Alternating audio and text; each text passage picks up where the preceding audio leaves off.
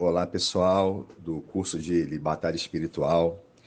Estamos gravando agora aí a aula 6 com três temas importantes: forma dos espíritos se apresentarem, espíritos mais evidentes no Brasil e orientações básicas, né, para sua primeira libertação.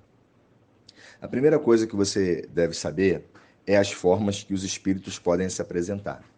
Por exemplo, já aconteceu numa libertação da gente estar orando por uma pessoa e o espírito apresentar aquela pessoa como morta. Gente, a pessoa respira bem fraquinho e você fala, você pega no braço dela, a pessoa não se movimenta nem para a esquerda nem para a direita.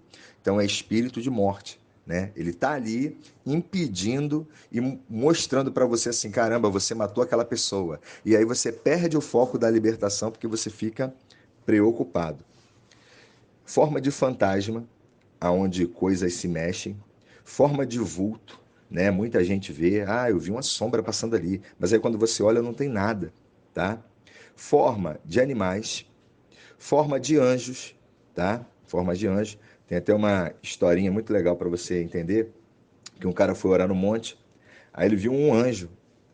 E aí o anjo mandou ele vir, vem cá, me dá um abraço, vem cá. Ele correu para abraçar o anjo, só que era um despenhadeiro. Caiu 15 metros, justamente porque o diabo ele pode se disfarçar de anjo de luz, tá?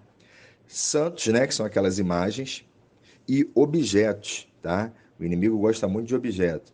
Dentre esses objetos, aquele que eu falei na aula anterior, tá? Bom, espíritos mais evidentes aqui no Brasil, tá? Você vai observar que a maioria dos espíritos, eles têm uma imagem, tá? Uma estátua. E normalmente essa estátua está no altar da Igreja Católica. Por exemplo, Oxalá. Quem é Oxalá? Oxalá é o Senhor do Bonfim, né? Inclusive na Bahia faz festa para o Senhor do Bonfim, que na verdade é festa para Oxalá, né? Aí tem Xangô, que é São Jerônimo, Ogum, que é São Jorge, tá? Oxóssi, né, que é São Sebastião, Inhansã, que é Santa Bárbara, tá? Tem Obaluaê, que é São Lázaro, tá? E aí vai, tá? Mas esses são mais conhecidos. Tem também Iemanjá, Oxum, tem uma galera aí, tá? Cosme e Damião, né? Cosme e Damião, na Bíblia, ele é um demônio bem antigo, o Cosme e Damião. Cosme e Damião, ele trabalha muito com criança. E esse é um demônio que eu posso dizer para vocês que ele ultrapassou gerações. Porque antigamente, na palavra do Senhor, tinha um demônio chamado Moloque, que também adorava criança, né? Tanto é que nos cultos de Moloque tinha um sacrifício de criança. E se você olhar a palavra Moloque, lembra o quê? Moleque, moleque, criança, tá? Beleza. Então, esses são alguns demônios ou alguns espíritos bem conhecidos aí aqui no Brasil, né? Só para você ter ideia, tem demônio que é dono de estado, dono de cidade, dono de bairro e tem o dono de rua. O dono de rua a gente até conhece, que fala muito nas igrejas, tranca a rua, tá ok? Bom, pessoal, vamos continuar aqui porque ainda tem mais coisa. Orientações básicas para sua primeira libertação. Qual é a melhor posição para a pessoa ser liberta? Pessoal, bota essa pessoa sentada na cadeira. Porque às vezes você não vai aguentar o peso dessa pessoa, então tu vai fazer uma libertação. O cara tem 120 quilos e você tem, coitado, 40. Se esse cara cair, meu Deus do céu, você não vai conseguir segurar. E olha o problema se ele bater a cabeça numa cadeira ou numa quina. É sua responsabilidade como libertador. Então, quando eu vejo que a pessoa é pesada, eu peço para ela sentar numa cadeira e começo o trabalho de oração de libertação, né, dentro daquele lugar ali onde eu estiver. Uma coisa importante é não constranger a pessoa. Leva a pessoa para um lugar separado, entendeu? Vai com a equipe de oração, leva para um gabinete, para uma salinha da igreja.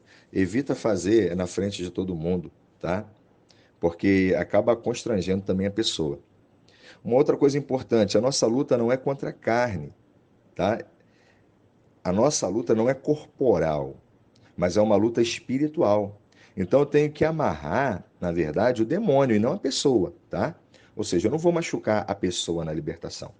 Eu me lembro que numa libertação que a gente estava fazendo, tinha 3 pessoas segurando a pessoa endemoniada, segurando na perna, um no braço, outro no outro braço. Aí quando a gente chegou lá para fazer a libertação, eu falei, gente, pode soltar. Não, mas vai fugir, vai correr.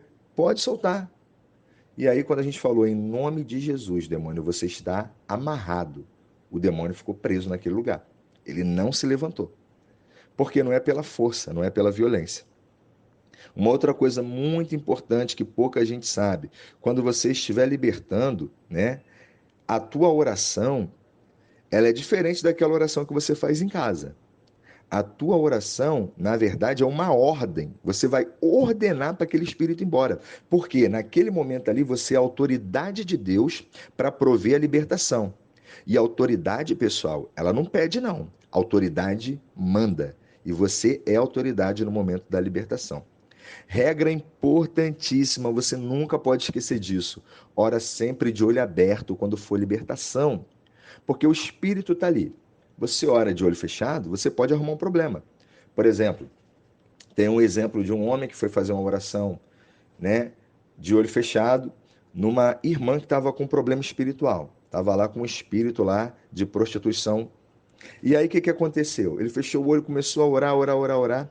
Quando ele abriu o olho, a irmã estava nua na frente dele. E olha o problema.